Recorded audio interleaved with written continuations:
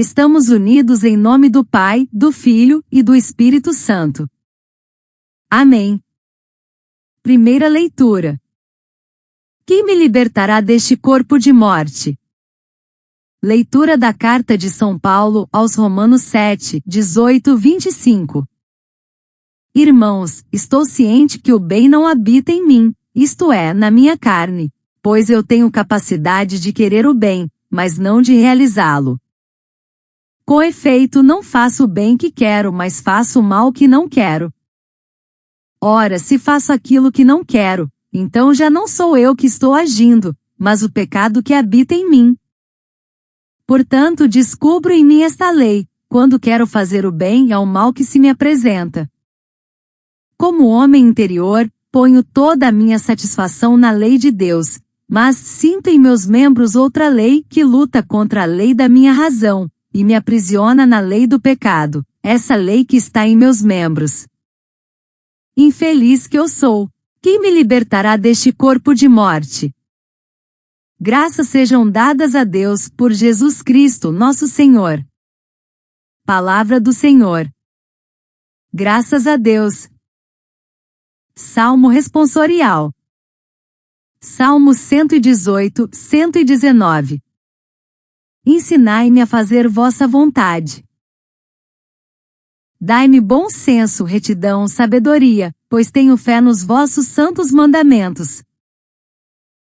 Porque sois bom e realizais somente o bem, ensinai-me a fazer vossa vontade. Vosso amor seja um consolo para mim, conforme a vosso servo prometestes. Venha a mim o vosso amor e viverei, porque tenho em vossa lei o meu prazer. Eu jamais esquecerei vossos preceitos, por meio deles conservais a minha vida. Vinde salvar-me, ó Senhor, eu vos pertenço, porque sempre procurei vossa vontade. Ensinai-me a fazer vossa vontade. Aclamação ao Evangelho. Aleluia, aleluia, aleluia. Graças te dou, ó Pai, Senhor do céu e da terra, pois revelaste os mistérios do teu reino aos pequeninos, escondendo-os aos doutores. Evangelho. Vós sabeis interpretar o aspecto da terra e do céu. Como é que não sabeis interpretar o tempo presente? Proclamação do Evangelho de Jesus Cristo, segundo Lucas 12, 54-59. Naquele tempo Jesus dizia às multidões: quando vedes uma nuvem vinda do ocidente, logo dizeis que vem chuva. E assim acontece. Quando sentis soprar o vento do sul, logo dizeis que vai fazer calor. E assim acontece. Hipócritas! Vós sabeis interpretar o aspecto da terra e do céu. Como é que não sabeis interpretar o tempo presente? Por que não julgais por vós mesmos o que é justo? Quando, pois, tu vais com o teu adversário apresentar-te diante do magistrado, procura resolver o caso com ele, enquanto estais a caminho. Senão ele te levará ao juiz, o juiz te entregará ao guarda, e o guarda te jogará na cadeia. Eu te digo, daí tu não sairás, enquanto não pagares o último centavo. Palavra da salvação. Glória a vós, Senhor. Reflexão. Na travessia silenciosa da alma, quando o coração se inquieta diante da luta interior, a palavra de Deus se ergue como luz que revela o que está oculto, como vento que sopra onde quer, como voz que nos chama a interpretar o tempo presente. Hoje a liturgia nos convida a mergulhar na tensão entre o querer e o fazer, entre o discernimento e a ação, entre o tempo que passa e o tempo que salva. A carta aos Romanos, o Salmo 118 e o Evangelho de Lucas se entrelaçam como fios de uma tapeçaria divina, revelando o drama humano e a esperança que nos é oferecida em Cristo. São Paulo, ao escrever aos cristãos de Roma por volta do ano 57 d.C., revela com honestidade a batalha que se trava dentro de cada um de nós. Ele não fala como um teórico distante, mas como alguém que vive a fé no concreto da existência. Quero fazer o bem, mas faço o mal que não quero. Quem nunca se viu nesse dilema? O apóstolo descreve a condição humana marcada pelo pecado, pela fragilidade da carne, pela inclinação ao erro, mas também aponta para a libertação, que vem por Jesus Cristo. A carta é destinada a uma comunidade mista de judeus e gentios, convertidos ao cristianismo em Roma, capital do império. Ele busca mostrar que a salvação não vem da observância da lei, mas da fé em Jesus Cristo. A carta é profundamente teológica, mas também pastoral. Paulo reconhece o drama humano da luta interior, entre o bem que se quer e o mal que se faz, uma realidade que atravessa os séculos. Para entender a profundidade dessa mensagem, é essencial compreender o contexto histórico e cultural da época. No século I depois de Cristo, a Palestina, e grande parte do mundo conhecido, estavam sob o domínio do Império Romano, que impunha uma estrutura de poder, centralizada, autoritária e muitas vezes violenta. A Judéia, onde Jesus viveu, era uma província controlada por Roma, com governadores como Pôncio Pilatos, que representavam os interesses imperiais. A cobrança de impostos era pesada, e a repressão a qualquer movimento que ameaçasse a ordem romana era imediata e brutal. Roma permitia certa liberdade religiosa aos judeus, mas exigia submissão política. Isso gerava tensão constante entre o povo judeu, que esperava a vinda de um Messias libertador, e os dominadores romanos. Havia também divisões internas entre os próprios judeus, os fariseus, defensores da lei e da tradição oral, os saduceus, ligados ao templo e à elite sacerdotal, os zelotes que defendiam a revolta armada contra Roma, e os essênios que se retiravam para o deserto, em busca de pureza espiritual. A religião judaica era o centro da vida social e cultural. A Torá, lei de Moisés, regulava não apenas o culto, mas também a vida cotidiana. A observância da lei era vista como sinal de fidelidade a Deus.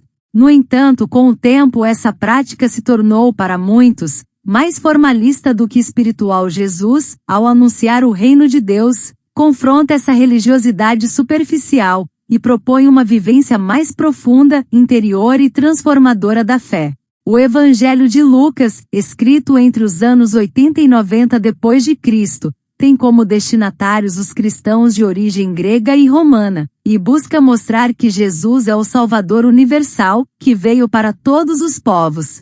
Ao dizer, vós sabeis interpretar o aspecto da terra e do céu. Como é que não sabeis interpretar o tempo presente?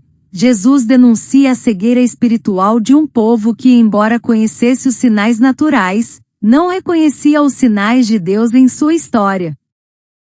Essa crítica de Jesus é também para nós. Sabemos ler gráficos, tendências, notícias, mas muitas vezes não conseguimos discernir o essencial, o que é justo, o que é urgente, o que é de Deus. Vivemos em uma cultura que valoriza o imediato, o visível, o lucrativo.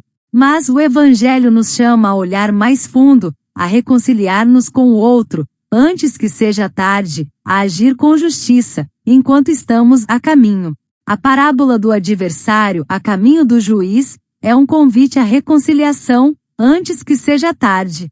No cotidiano, isso se traduz em atitudes simples e profundas: pedir desculpas, resolver conflitos, agir com honestidade, buscar a verdade.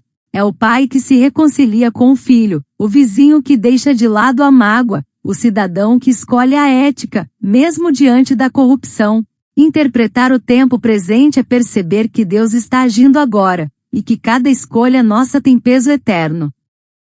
O Salmo 118 é um grito de confiança e de busca. Ensinai-me a fazer vossa vontade. Não é apenas um pedido, é uma entrega.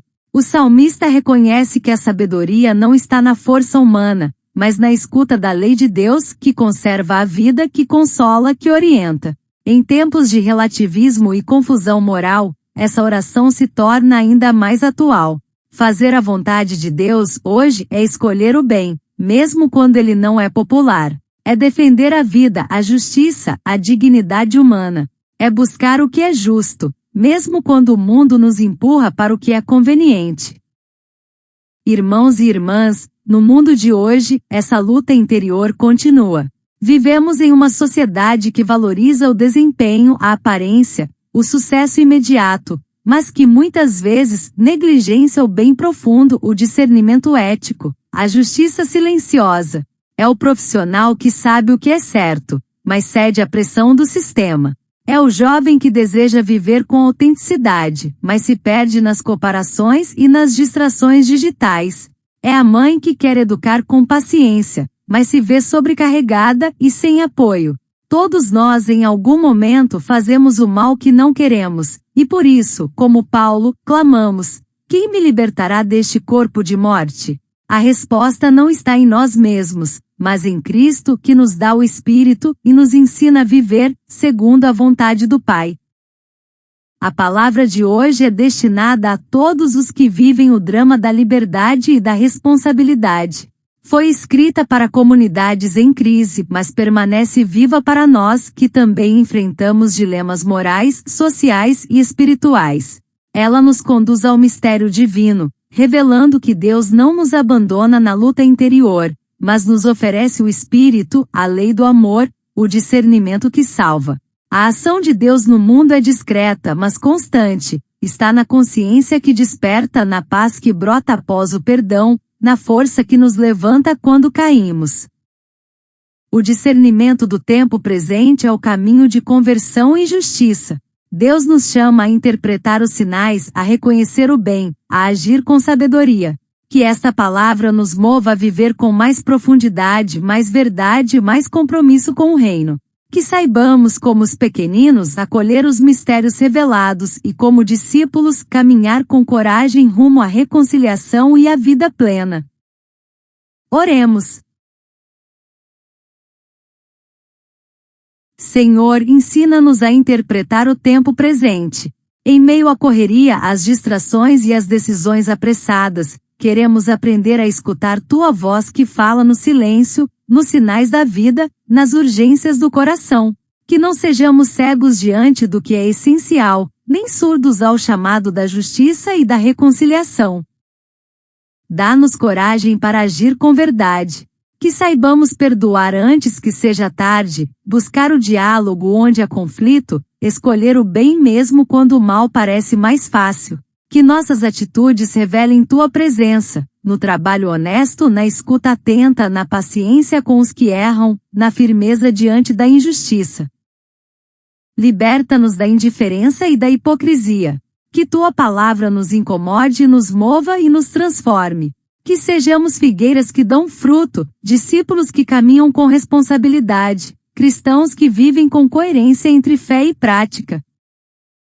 Queremos viver segundo Teu Espírito, com mãos limpas, coração sincero e olhos atentos ao que realmente importa. Ensinai-nos, Senhor, a fazer Vossa vontade, e que cada escolha nossa seja sinal do Teu reino entre nós. Amém. Ave Maria, cheia de graça, o Senhor é convosco, bendita sois vós entre as mulheres, bendito é o fruto do vosso ventre, Jesus.